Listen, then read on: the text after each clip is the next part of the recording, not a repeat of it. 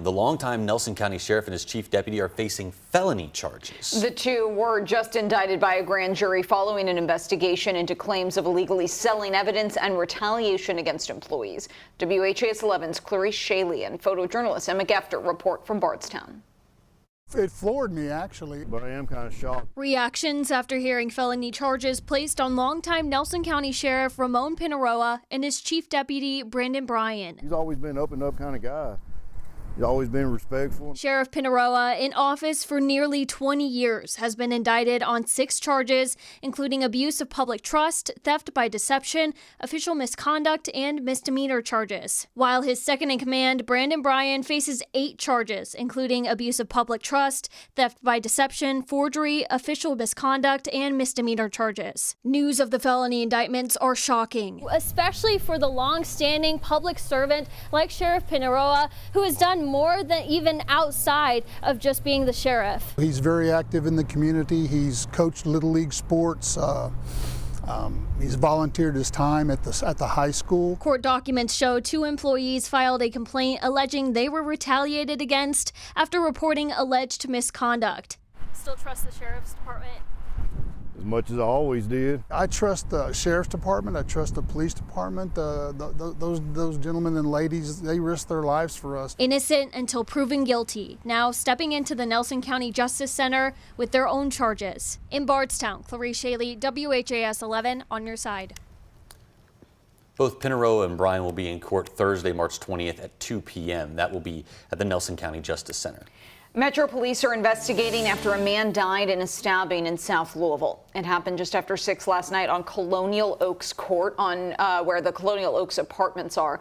The man was taken to the hospital and later died. Anyone with information is encouraged to call the anonymous tip line at 574 LMPD.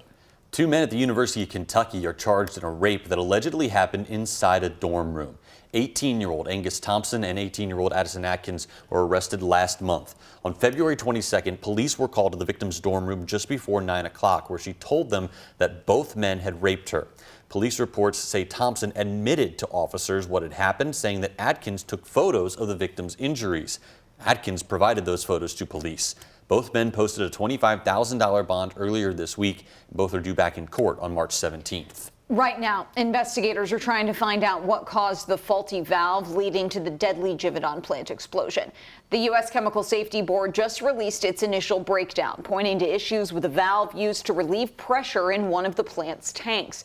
That tank heated up to nearly 400 degrees before exploding. A photo from the initial report shows the vent valve still closed after the explosion. Lead federal investigator Lauren Grimm says that valve is a main focus.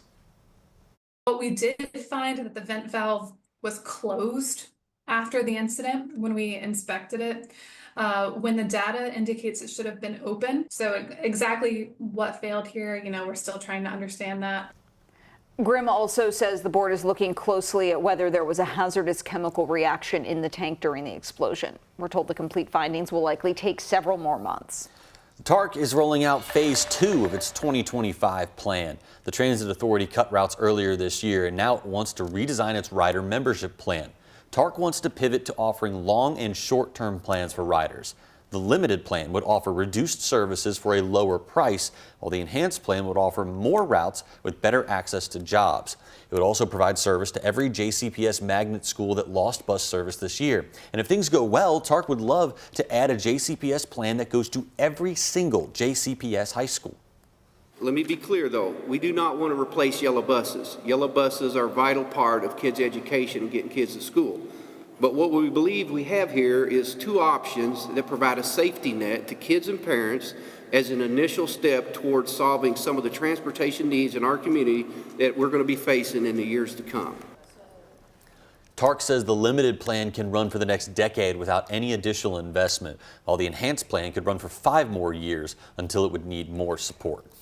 Happening tonight, Metro Housing is holding a Section 8 community meeting. LMHA officials will be available to speak with tenants, landlords, and anybody interested in learning more about the program. They can also help you with housing vouchers. The meeting is at 5:30 at the Bon Air Library.